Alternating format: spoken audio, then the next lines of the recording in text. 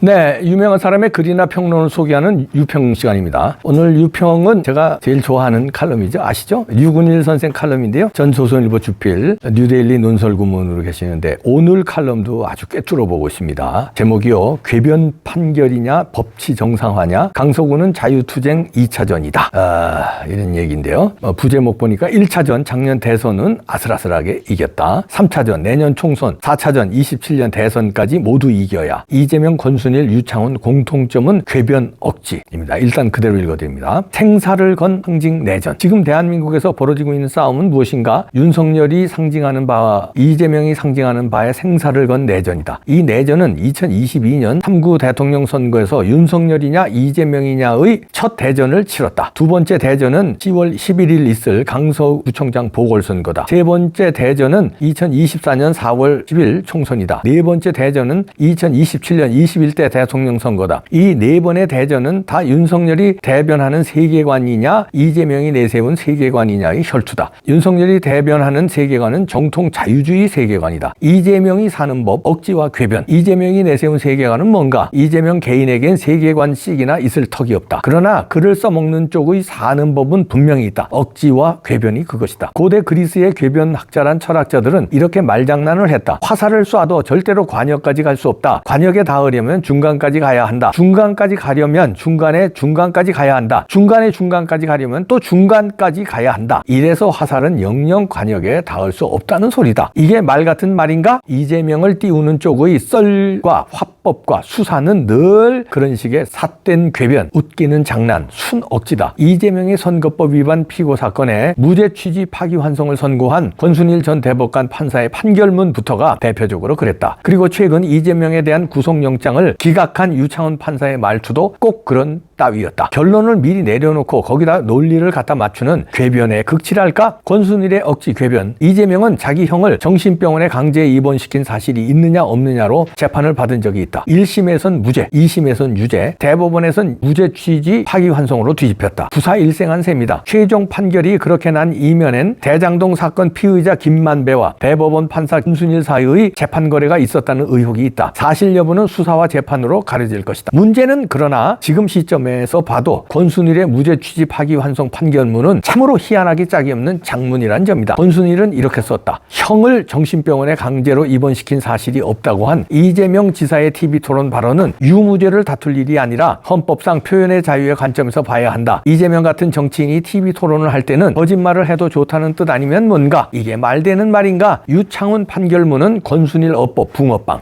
유창훈 판사의 이재명 구속영장 기각의 변 역시 권순일 궤변의 붕어빵이다. 피의자가 정당의 현직 대표로서 공적 감시와 비판의 대상인 점을 돌아볼 때 증거인멸의 염려가 있다고 단정하기는 어렵다. 똑같은 혐의라도 정당 대표는 불구속하고 일반 서민은 구속하겠다는 것인가? 이게 판사가 할 소리인가? 권순일과 유창훈의 논리인지 장문인지 꿰맞추기인지는 이재명 진영의 정체성이 뭔지를 한마디로 알게 한다. 자유주의가 4연승해야 한다. 이런 그들을 누가 진보 좌파라 부르는가? 그들에게는 오직 세상을 뒤엎겠다란 목적만이 중요하다. 이 목적을 이루는 과정에서 그들은 어떤 기상천외한 수단이라도 다 쓴다. 2022년 3구 대통령 선거, 2023년에 10월 11일 강서구청장 보궐선거, 2023년에 4월 10일 국회의원 선거, 2027년에 21대 대통령 선거는 바로 그런 무소불위의 궤변학자가 꿈꾸는 연속 무대극이란 얘기다. 이렇게 쓰셨는데요. 자, 10월 11일 오늘 강서구청장 보궐선거 결과 여러분들 긴장하시는 분 많겠죠. 그리고 국민의힘이나 민주당이나 이번 강서구청장 선거가 총선의 바로미터다, 리트머스 시험지다 이러고 총력전을 펼쳤습니다. 이번에 그 유근일 선생 칼럼도요 10월 9일 날 올린 건데 아마 이제 윤석열 정부의 성공을 위해서는 총선을 이겨야 되는데 총선을 이기기 위해서는 이번 강서구청장 선거가 중요하다 이런 의미도 좀 있었을 겁니다. 그래서 강서구는 자유투쟁 2차전이다 이런 제목에서도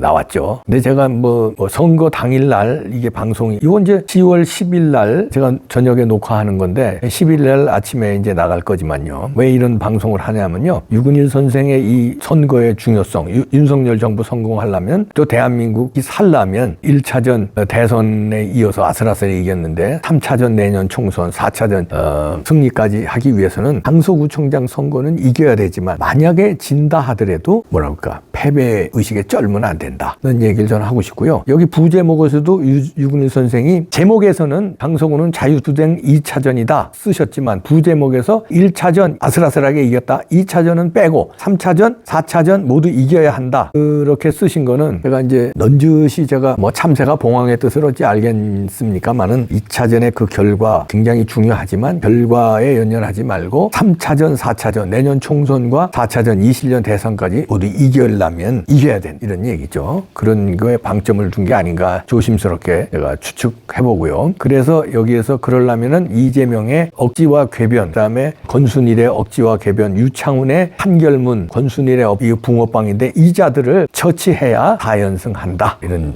얘기인데요. 제가 이렇게 한번 예측을 해보겠습니다. 이제 구분별로 예를 들어서 강서구청장 선거 오늘 이제 판결은 나겠습니다만 오늘 밤 늦게 아마 나겠죠. 12시 넘어서 2시, 3시에 날 수도 있고 보궐선거니까 비록 개표가 간단하니까 밤 안에 빠르면 9시, 10시에도 나올 수 있고 그렇겠죠. 그런데 이렇게 한번 예측해 볼게요. 이겼을 때와 졌을 때 강서구청장 선거에서 졌을 때부터 우선 보죠. 졌을 때 만약에 그렇다고 뭐 진다고 단정하는 건 아닙니다. 만약에 졌으면 어떻게 될 것이냐. 그러면 리트머스 시험지라고 그러고 총선의 전초전이라고 했는데 그러면 총선 지는 거 아니냐 이러고 뭐 걱정하실 것 같은데 걱정하실 필요 없습니다. 외려 저는 오히려 전화위복으로 더 잘 될 것이다. 지는 쪽이. 그러니까 둘 중에 하나 놓고 보면 이겼을 때 졌을 때도 실망할 필요 없다. 그럼 전화위복으로 더 잘 될 수 있다는 건 왜냐면요. 일단 국힘당이 매를 먼저 맞아가지고 아마 혁신이 일어날 겁니다. 지금 국힘당 분위기로 보면은요. 그 당 대표를 비롯한 그 지도부가 그냥 요대로 몸조심하면서 마치 그 군대에서 병장이 제대 말년에 몸조심하듯이 그냥 살랑살랑 몸조심하고 그냥 땅이 비비고 그러는 것 같아요. 그리고 총선 출마할 사람들도 그냥 눈치 작전, 이 눈치 저 눈치 보고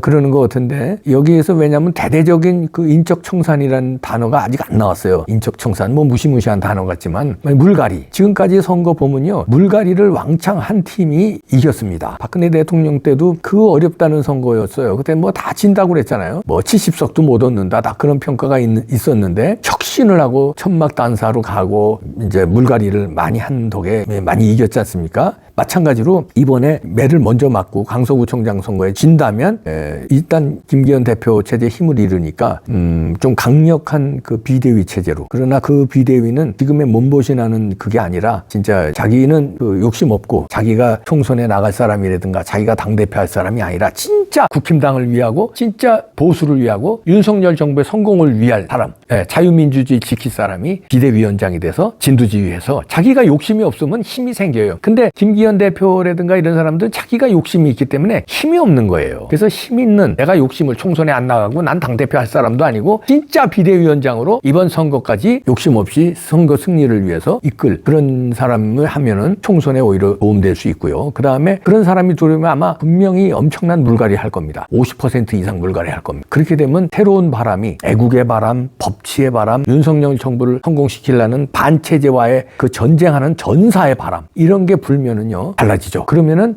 국민들은 그걸 눈치채고 김당에 많이 몰아줄 겁니다. 그리고 단일화 과정도 순탄하게 갈 수 있어요.